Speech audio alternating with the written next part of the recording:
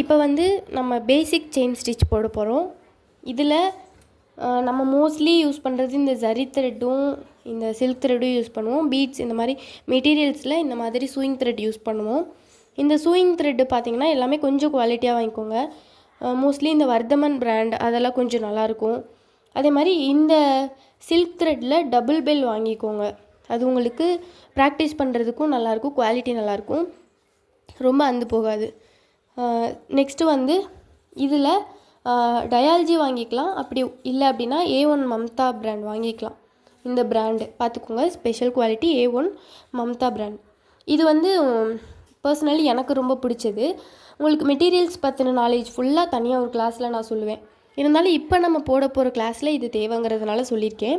இது வந்து கொஞ்சம் ஃப்ளோவாகவும் ஸ்பீடாகவும் வரும். டயாலஜியை கம்பேர் பண்ணுறப்ப இது வந்து இன்னும் கொஞ்சம் உங்களுக்கு ஃப்ளோ அண்டு கொஞ்சம் ஸ்மூத்தாக உங்களுக்கு வரும். இந்த த்ரெட்டில் நீங்கள் கவனம் செலுத்த வேண்டியது, இந்த ரெண்டுலேயும் நான் பிராண்டு சொல்லிட்டேன். இதில் வந்து நைலான் நரம்பு போட்டு அதில் வந்து உங்களுக்கு ஜரி கிடைக்கும். அதை நான் உங்களுக்கு காட்டுறேன். ஸோ இது பார்த்தீங்கனாலே இதுக்கும் உங்களுக்கு டிஃப்ரெண்ட்டு தெரியும். இது ஒரு மாதிரி நரன்னு இருக்கும், இது ஒரு மாதிரி மைல்டாக இருக்கும். இது வந்து நரம்பில் அவங்க வந்து நம்மளுக்கு கொடுத்துருக்காங்க. இந்த முன்னாடி வந்து நீங்கள் இப்படி பிரித்து பார்த்தீங்கன்னா உள்ளுக்குள்ளே வந்து நரம்பு இருக்கும். இதில் வந்து ப்ராக்டிஸ் பண்ணாதீங்க, கொஞ்சம் கஷ்டமாக இருக்கும். இந்த மாதிரி த்ரெட்டில் பார்த்தீங்கன்னா கையில் எடுக்கிறதுக்கே ஸ்மூத்தாக இருக்கும். இந்த நூலை வந்து நீங்கள் பிரித்து பார்த்தீங்கன்னா உள்ளேருந்து உங்களுக்கு நூல் தான் வரும், ஒயிட் கலரில் தெரியுதா? உங்களுக்கு உள்ளேருந்து நரம்பு வராது. ஸோ இது வாங்கிக்கோங்க ப்ராக்டிஸ் பண்ணுறதுக்கு. ஸோ இந்த திங்ஸ் எல்லாம் நம்ம எடுத்து வச்சிடலாம். இது இல்லாமல் ஒரு ஸ்கேல், கட்டர், ஒரு சின்ன பென்சில் ஏதாச்சும் வச்சுக்கோங்க, மார்க்கர் ஏதாச்சும். நம்ம வந்து இப்போ அயன் நீடில் தான் போட போகிறோம். ஸோ அயன் நீடில் எடுத்துக்கோங்க. So iron needle thread needle எடுத்துக்கோங்க. இது வந்து ஃபுல்லாக இங்கேருந்தே அப்படியே உங்களுக்கு பட்டையாகிறதுக்கு ஸ்டார்ட் ஆயிரும். இதுதான் வந்து உங்களுக்கு த்ரெட் நீடில். ஓகே, இப்போ நம்ம போடுறதுக்கு முன்னாடி இதில் ஒரு சின்ன விஷயம் பார்த்துடலாம். இதில் வந்து இந்த மாதிரி துணி வந்து தொங்கிட்டே இருக்கும். இதெல்லாம் இந்த மாதிரி சுருட்டி கூட ரொம்ப டிஸ்டர்பன்ஸாக இருக்கும். பார்த்தீங்கன்னா அதில் இது சுருட்டி கூட இந்த மாதிரி பெல் பின் எடுத்து போட்டு வச்சுக்கோங்க. அப்போ தான் உங்களுக்கு கொஞ்சம் நீட்டாக இருக்கும், துணி வந்து அழுக்காகாது. ப்ளவுஸே நீங்கள் ஒர்க் பண்ணால் கூட இந்த மாதிரி போட்டு வச்சுக்கலாம். உங்களுக்கு தொங்காது, உங்களுக்கு வேணுன்ற சைடு நம்ம போட்டுக்கலாம். இதெல்லாம் குட்டி தான், ஒன்றும் பிரச்சனை இல்லை. ஓகே, நம்ம இப்போ செயின் ஸ்டிச் போடுறதுக்கு ஸ்டார்ட் பண்ணலாம். அதுக்கு முன்னாடி என்னோடய ஸ்டூடெண்ட்ஸ்க்கு நான் சொல்கிற ஒரு விஷயம் வந்து நீடில் ப்ராக்டிஸ் அப்படின்னா, இப்போ பாருங்கள், நான் குத்தி எடுக்கும்போது எனக்கு இந்த துணியில் இருக்கிற அந்த நூல் வந்து மாட்டலை. பட் பிகினருக்கு அப்படி வராது. இப்படி குத்தி நீங்கள் எடுக்கும்போது இந்த மாதிரி கிளாத்தில் இருக்கிற அந்த த்ரெட்டு வந்து உங்களுக்கு மாட்டும். ஸோ இந்த மாதிரி மாட்டக்கூடாது. ஓகே, நோட் பண்ணிக்கோங்க. ஸோ அதுக்காண்டி நீங்கள் ஃபஸ்ட்டு வந்து நீடில் கொஞ்சம் ப்ராக்டிஸ் பண்ணிக்கோங்க. இந்த மாதிரி குத்தும்போது இந்த எப்படி நீங்கள் குத்தனா லேசாக முன்னாடி மட்டும் குத்தாமல் நல்லா கொஞ்சம் பஞ்ச் பண்ணிங்கன்னா, நல்லா கொஞ்சம் எக்ஸ்ட்ராவாக பஞ்ச் பண்ணிங்கன்னா கிளாத்தில் உங்களுக்கு இந்த மாதிரி ஹோல்ஸ் விழுகும். அப்போ எடுக்கிறதுக்கு கொஞ்சம் ஈஸியாக இருக்கும். ஓகே, ஸோ இந்த மாதிரி நீடில் ப்ராக்டிஸ் உங்களுக்கு எவ்வளோ நேரம் வருதோ அந்த அளவுக்கு லைட்டாக பண்ணிக்கோங்க. என்ன மாதிரி வரணும்னா, இந்த மாதிரி வந்து துணி வந்து சிக்காமல் உங்களுக்கு ஸ்மூத்தாக நீடில் வரணும், அவ்வளோதான். இப்போ நம்ம த்ரெட்டில் ப்ராக்டிஸ் பண்ணலாம். ஃபஸ்ட்டு பிகினர்ஸ் வந்து இந்த மாதிரி சூயிங் த்ரெட்டில் தான் ப்ராக்டிஸ் பண்ணுவோம். இதுக்கு அடுத்து நம்ம சில்க் த்ரெட்டு, ஜரி த்ரெட்டில் ப்ராக்டிஸ் பண்ணிக்கலாம். 3ல் வந்து சூயிங் த்ரெட்டும் ஜரி த்ரெட்டும் ஈஸி, சில்க் த்ரெட் வந்து நம்மளுக்கு கொஞ்சம் கஷ்டமாக இருக்கும். இன்னொன்று நான் உங்களுக்கு சொல்லிக்கணும்னு நினைக்கிறது, ஆரி ஒர்க் வந்து நம்ம ஸ்டார்டிங்கில் போடும்போது தான் ரொம்ப கஷ்டமாக இருக்க மாதிரி ஃபீல் ஆகும். அது எல்லாருக்கும்னு சொல்ல முடியாது, சில பேர்த்துக்கு ஸ்டார்டிங்கில் செயின் ஸ்டிச்சே வராது, ரொம்ப சிக்கும், நூல் அந்தந்து போகும். பட் வந்து இது உங்களுக்கு மட்டும் ஒருத்தருக்கு மட்டுமான்னு கேட்டால் கிடையாது. நான் போடும்போதெல்லாம் இந்த செயின் ஸ்டிச்சே பார்த்தீங்கன்னா ஒரு 10 நாள் 15 நாள் நான் வந்து ட்ரை பண்ணேன். எனக்கு வரவே இல்லை சுத்தமாக. அதுக்கப்புறமா நான் வந்து கண்டினியூஸாக வந்து ட்ரை பண்ண வந்து எனக்கு வந்துருச்சு. ஸோ ஸ்டார்டிங்கில் மட்டும்தான் உங்களுக்கு ஆரி ஒர்க் வந்து கஷ்டமாக இருக்கும், அது பழகுற வரைக்கும். அப்புறமா நீங்களே ஃப்யூச்சரில் போட்டு இந்த கிளாஸ் முடிக்கிறதுக்குள்ளேயே உங்களுக்கு வந்து நல்லா எக்ஸ்பீரியன்ஸ் ஆகிடும். அதுக்கப்புறமா ஒரு 2 ப்ளவுஸ் பண்ணிங்கன்னா ஆட்டோமேட்டிக்காக உங்களுக்கு வந்து சூப்பராக வந்து பழகிடும். ஓகே, இப்போ வந்து நம்ம எப்படி பேசிக் செயின் ஸ்டிச் போடுறது, அதுக்கு எப்படி வந்து த்ரெட்டை ஹோல்டு பண்ணணும் எல்லாமே பார்க்கலாம். ஃபஸ்ட்டு நம்ம த்ரெட்டை எப்படி ஹோல்டு பண்ணணும் அப்படின்னு சொல்லிடுறேன். இப்போ நாட் போட்டுக்க போகிறோம். நாட் போடுறதுக்கு இந்த மாதிரி த்ரெட் எடுத்துக்கோங்க. இப்போ நாட் எதுவுமே இருக்காது. இந்த மாதிரி கட்டை விரல், இது வந்து என்னோடய லெஃப்ட் ஹேண்டில் நான் இந்த மாதிரி கட்டை விரல்லையும் ஆள்காட்டி விரலையும் பிடிச்சிட்டு இந்த நடுவிரலோட இந்த மாதிரி ஒரு 2-3 டைம் வந்து நல்லா ரொட்டேட் பண்ணிக்கிறேன். பண்ணிவிட்டு இந்த நூலை வந்து இந்த மாதிரி இப்படி ட்விஸ்ட் பண்ணிவிட்டு இந்த மாதிரி ட்விஸ்ட் ஆயிரும். மேலேருந்து இப்படி இழுத்திங்கன்னா நாட் விழுந்துடும். இவ்வளோ பெரிய நாட் வந்து தேவையில்லை. பட் நீங்கள் பிகினராக இருக்கனால நான் உங்களுக்கு இந்த அளவுக்கு நான் வந்து சுற்றி காட்டியிருக்கேன். இப்போ நான் எப்படி போடுறேன்றதை நீங்கள் பாருங்கள். இந்த மாதிரி கையில் பிடிச்சிக்கிட்டு இப்படி கையில் ரொட்டேட் பண்ணிக்கிட்டு ட்விஸ்ட் பண்ணி அதை இப்படி இழுத்திங்கன்னா நாட்டு விழுந்துடும். ஸோ நாட் போடுறது இவ்வளோ தான். இதுக்கப்புறமா த்ரெட்டை நம்ம எப்படி ஹோல்டு பண்ணணும் கையில் அப்படிங்க. ஸோ இப்போ த்ரெட்டை எப்படி நம்ம ஹோல்டு பண்ணுறதுன்னு சொல்லலாம். ஆரி ஒர்க்கில் வந்து மேலேயும் கீழேயும் நீங்கள் 2 ஹேண்டையும் வச்சு ஒர்க் பண்ண போகிறீங்க. மேலே வந்து ஊசியை வச்சு உங்களுக்கு எந்த டைரெக்ஷனில் வேணுமோ அந்த டைரெக்ஷனில் பஞ்ச் பண்ணி எடுக்க போகிறீங்க. கீழே வந்து நூலை வந்து நீங்கள் கொடுத்துட்டே இருக்க போகிறீங்க. ஸோ 2 கையுமே உங்களுக்கு வேலை பார்க்க போகுது. ஸோ அடியில் லெஃப்ட் ஹேண்டில் அடியில் நம்ம வந்து நூலை வந்து ஹோல்டு பண்ண போகிறோம். ரைட் ஹேண்டில் நீடில் வச்சு போட போகிறோம். ஸோ இது நூலை ஸ்டார்டிங்கில் எப்படி நம்ம மேலே எடுக்கிறதுங்கிறதுக்கு நான் சொல்கிறேன். இந்த நாட் போடுறது நான் சொல்லிட்டேன்னா, இப்போ உங்களோட லெஃப்ட் ஹேண்டில் கட்டை விரல் அண்ட் நடுவிரலில் இந்த முடிச்சை பிடிச்சிக்கோங்க. கட்டை விரல் நடுவிரலில் முடிச்சை பிடிச்சிக்கிட்டு ஆள்காட்டி விரலில் மேலே இருந்து அப்படியே கீழே நூலை சுற்றி எடுத்து மறுபடியும் இந்த முடிச்சோடு சேர்த்து பிடிச்சிக்கோங்க. ஸோ அவ்வளோதான். இந்த மாதிரி தான் நீங்கள் வந்து நூலை வந்து ஹோல்டு பண்ணணும்.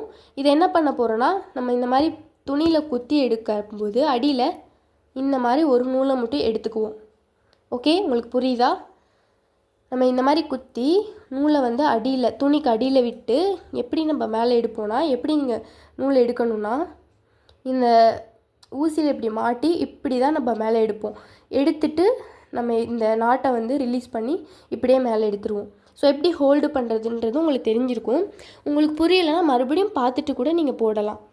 ஸோ ஓகே, இப்போ இந்த மாதிரி நான் ஃபஸ்ட்டு உங்களுக்கு மேலே போட்டு காட்டுறேன். நெக்ஸ்ட்டு கீழே உள்ள ப்ராசஸ் நான் வந்து உங்களுக்கு காட்டுறேன். இப்போது பேசிக் செயின் ஸ்டிச் நம்ம எப்படி போடுறதுன்னு பார்க்கலாம்.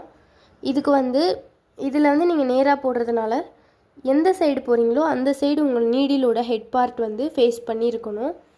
அந்த மாதிரி வச்சுட்டு 90 டிகிரியில் உங்களுக்கு வந்து நீடில் இருக்கணும். பார்த்திங்கன்னா தெரியும், நான் நேராக வச்சுருக்கேன். இந்த மாதிரி 90 டிகிரியில் இருக்கணும். இந்த மாதிரி சாய்ச்சி வைக்கக்கூடாது. இந்த மாதிரி எந்த சைடுமே சாய்ச்சி வைக்காமல் 90 டிகிரியில் இருக்கணும் உங்களோட நீடில். ஏன்னா மடியில் நான் எப்படி நூலை ஹோல்டு பண்ண சொன்னனோ அந்த மாதிரி ஹோல்டு பண்ணி பிடிச்சிக்கோங்க. இப்போ உங்களோட நீடில் வந்து எங்கே நீங்கள் ஸ்டார்ட் பண்ணணுமோ அங்கே பஞ்ச் பண்ணுங்கள். பஞ்ச் பண்ணிவிட்டு அடியில் உங்களோட நூலை ஊசியில் மாட்டிட்டு இந்த மாதிரி மேலே எடுத்துடலாம். இப்போ எப்படி அடியில் வந்து நம்ம நூலை வந்து ரிலீஸ் பண்ணுறது மாட்டுறது அப்படின்றத பார்க்கலாம். இப்போது மேலே வந்து குத்துறதை காட்டினேன். இப்போ கீழே எப்படி அந்த நூலை மாட்டணும்னா, நம்ம ஊசியை பஞ்ச் பண்ணதும் ஊசி இப்படி கீழே வந்ததும் நம்ம கையில் நான் எப்படி உங்களை ஹோல்டு பண்ண சொல்லியிருந்தேனோ அது மாதிரி ஹோல்டு பண்ணி வச்சிங்கன்னா ஊசி கீழே வரும்போது ஊசியில் வந்து அப்படியே அதை மாட்டி விட்றணும். அதுக்கப்புறமா ஊசியை மேலே எடுத்ததும், அதாவது ஊசியில் நூலை மாட்டி மேலே எடுத்ததும் அந்த நாட்டை மட்டும் விட்டுட்டு நீளமாக இருக்கிற அந்த நூலை பிடிச்சி இழுத்திங்கன்னா உங்களுக்கு வந்து லாக் ஆயிரும். ஓகே, இந்த மாதிரி தான் நீங்கள் போடணும். தென் அப்படியே கண்டினியூவாக குத்திட்டு அப்படியே வந்து நம்ம அந்த ஊசியில் வந்து ஒரு பாதி அளவுக்கு பின்னாடி வரைக்கும் சுற்றணும். சுற்றி எப்பவும் போல் நம்ம மேலே எடுக்கிறது. மேலே எப்படி ப்ராப்பராக எடுக்கலான்றதை நான் உங்களுக்கு மேலே காட்டுறேன். இப்போ கீழே நான் எப்படி அந்த நூலை வந்து அந்த ஊசியில் சுற்றுறேன் அப்படின்றத பாருங்கள். ஊசி கீழே வருது, நான் வந்து சுற்றுறேன், லெஃப்ட் டு ரைட் சுற்றுறேன், சுற்றிட்டு மேலே எடுக்கிறேன். ஊசி கீழே வருது, லெஃப்ட் டு ரைட்டு சுற்றுறேன், மேலே மோஸ்ட்லி பிகினர்ஸ் நீங்கள் என்ன மிஸ்டேக் பண்ணுவீங்க அப்படின்னா, ஒரே ஒரு டைம் ரொட்டேட் பண்ணுறதுக்கு எக்ஸ்ட்ரா ஒரு டைம் டபுள் டைம் வந்து ரொட்டேட் பண்ணுவீங்க. ஸோ அந்த மாதிரி வந்து ரொட்டேட் பண்ணிங்கன்னா உங்களுக்கு அப்படியே ஊசியில் நூல் வந்து அடியிலே சிக்கிக்கும், மேலே எடுக்கிறது கொஞ்சம் கஷ்டமாக இருக்கும், இந்த மாதிரி மாட்டிக்கும். ஸோ நம்ம எப்போவுமே 2 டைம்லாம் சுற்றக்கூடாது. ஊசி வந்ததும் ஒரே ஒரு டைம் மட்டும் பின்னாடி வரைக்கும் சுற்றி மேலே எடுத்தோம் அப்படின்னா உங்களுக்கு நூல் அழகாக வந்துடும். இப்போ பார்த்தீங்கன்னா பாருங்கள் எப்படி வந்து ஒரு ஃப்ளோவாக அழகாக வந்துட்டுருக்கு அப்படின்ட்டு. ஸோ எக்ஸ்ட்ராவாக நம்ம 2 டைம் சுற்றுறது அந்த மாதிரிலாம் பண்ணிங்கன்னா உங்களுக்கு நூல் வந்து கீழே சிக்கிக்கும். ஸோ கீழே போடுறத நல்லா பாருங்கள், உங்களுக்கு புரியும் அப்படின்னு நினைக்கிறேன். இப்போ மேலே எப்படி போடுறது அப்படின்றத நான் காட்டுறேன். ஓகே, இப்போ எப்படி செயின் போடுறதுன்னு சொல்கிறேன். அடியில் இருக்க ப்ராசஸ் நீங்கள் பார்த்துருப்பீங்க. இப்போ ஊசியை குத்துறேன், அடியில் வந்து நூலை மாட்டுறேன், மாட்டிட்டு மேலே எடுத்துட்டு இப்போ கீழே இருக்கிற நாட்டை மட்டும் விட்டுட்டு லாங்காக இருக்கிற நூலை பிடிச்சி இழுத்திங்கன்னா இப்படி லாக் ஆகிக்கும், உங்களுக்கு வராது. நெக்ஸ்ட்டு அந்த செயினோடையே மறுபடியும் உங்கள் ஊசியை 90 டிகிரியில் வச்சு சுற்றணும். இப்போ மேலே எடுக்கும்போது கரெக்டாக ஊசி நூல் துணி 3 மீட் பண்ணுற இடத்துல பேக் சைடு ஒரு ரொட்டேட் பண்ணிவிட்டு திருப்பியும் ஓல்டு பொசிஷனுக்கே நீங்கள் ஒரு ரொட்டேட் பண்ணிங்கன்னா அதுவே மாட்டிக்கும். நம்ம கஷ்டப்பட்டுலாம் எடுக்க வேண்டியதில்லை.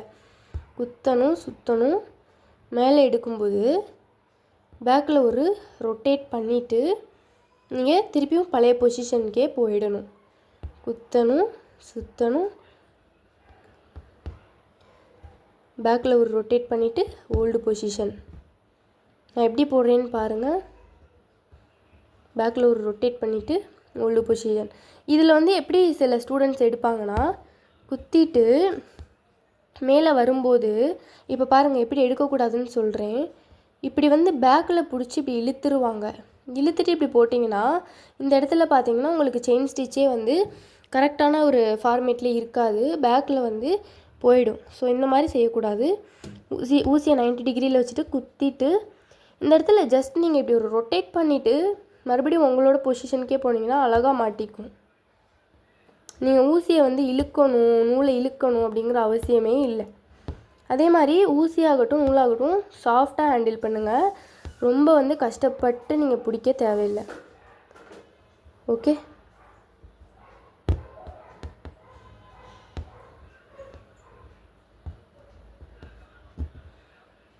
ஸோ இங்கிட்டு மறுபடியும் நான் உங்களுக்கு போட்டு காட்டுறேன். போடுறேன், நல்லா பார்த்துக்கோங்க. குத்துறேன், அடியில் சுற்றிட்டு பேக்கில் ஒரு ரொட்டேட் பண்ணிவிட்டு மறுபடியும் பழைய பொசிஷனுக்கு அடியில் கொஞ்சம் நூலை வந்து ஃப்ரீயாக பிடிச்சிக்கிட்டிங்கன்னா இப்படி இழுக்கும்போது வரும். பேக்கில் ஒரு டைம் திரும்பிட்டு மறுபடியும் ஃப்ரண்ட்டில் மறுபடியும் நூலோடு போய் பேக்கில் ஒரு ரொட்டேட் பண்ணிவிட்டு ஃப்ரண்ட்டில். நீங்கள் வந்து இப்படி நூலை எடுக்கணுன்ற அவசியமே இல்லை. பாருங்களேன், நூலை வந்து இப்படி எடுக்கணும், இப்படி கஷ்டப்பட்டு பேக்கில் இப்படி டேர்ன் பண்ணி எடுக்கணுன்ற அவசியமே இல்லை. இப்போ இந்த மாதிரி நீங்கள் போட்டு முடிச்சதுக்கப்புறமா எண்ணாட் போடணும். பட் எண்ணாட் வந்து இன்னும் கொஞ்சம் நீங்கள் பெருசாக ப்ராக்டிஸ் பண்ணுற மாதிரி இருக்கும். இப்போதைக்கு நீங்கள் வந்து எண்ணாட் போட வேண்டாம். இந்த மாதிரி பெருசாக இழுத்து விட்டுட்டு கட் பண்ணிக்கோங்க. இந்த மாதிரி கட் பண்ணிவிட்டு அதை அப்படியே வந்து நாட் போட்டுருங்க. அவ்வளோதான். இந்த மாதிரி நாட் போட்டுக்கோங்க. இப்போதைக்கு போட்டிங்கன்னா உங்களுக்கு அவ்வளோ வராது. இப்போ கீழே இருக்கிற த்ரெட் வந்து கட் பண்ணிக்கலாம். ஸோ இந்த மாதிரி ஃபஸ்ட்டு லைனில் போட்டு செயின் ஸ்டிச் வந்து இங்கே ப்ராக்டிஸ் பண்ணுங்கள். நெக்ஸ்ட்டு வந்து எண்ணாட் போட்டுட்டு எப்படி டிஃப்ரெண்ட் ஷேப்பில் வந்து நம்ம ப்ராக்டிஸ் பண்ணுறது அப்படிங்கிறத பார்க்கலாம். இதில் உங்களுக்கு ஏதாச்சும் டவுட்ஸ் இருக்குது அப்படின்னா கேளுங்க. எடுத்தோட்டியுமே வந்து நம்மளுக்கு வந்துருமான்னு கேட்டால் கொஞ்சம் பிகினராக போடுறீங்கன்னா எடுத்தோட்டி போடுறது வந்து கொஞ்சம் கஷ்டமாக தான் நம்மளுக்கு ஃபீல் ஆகும். பட் நீங்கள் வந்து விடாமுயற்சியாக கண்டினியூவாக நீங்கள் ப்ராக்டிஸ் பண்ணிகிட்டே இருக்கணும். ஸ்டார்டிங்கில் நம்மளுக்கு கொஞ்சம் வரலன்னா ஒரு டைம் போடும்போதும் என்ன மிஸ்டேக் பண்ணுறோம் அப்படின்றத பாருங்கள். ஒருவேளை நம்ம 2 டைம் சுற்றிருக்கலாம், அப்படி இல்லைனா 90 டிகிரியில் ஊசியை வைக்காமல் இருந்திருக்கலாம். இந்த மாதிரி நம்மளுக்கு ஏதாச்சும் ஒரு மிஸ்டேக் பண்ணுவோம். எடுத்தோட்டியுமே யாருக்குனாலும் வராது.